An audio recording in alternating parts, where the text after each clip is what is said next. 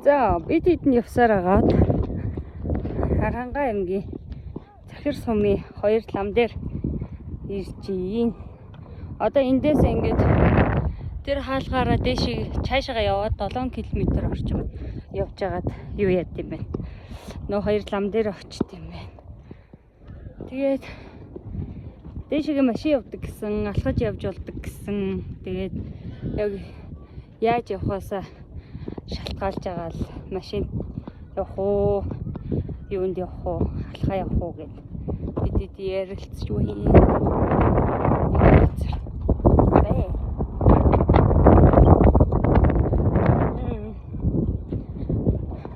Хоёр лам дээр ирсэн. Сайхан мөргөө төслөө илүүлээд одоо бух гэж байна. Хүн ихтэй 2 цаг гарan хүлээж агаад одоо бууж дээшээ бүр амар юутай.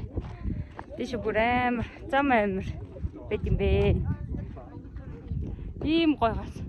Нэг ингээд нар гарахаар амар гоё дулаахан. Тэгээд үйл гарахаараа хүүтэн. Тимэнда ирчээд явж байна бид. Яасан? Одоо явах уу? Бүүнтэй гоё зураг даруулчих та. Тийм ээ. Бүүнтэй гоё одоо зураг даруулчих. Тэгээ буй дөө.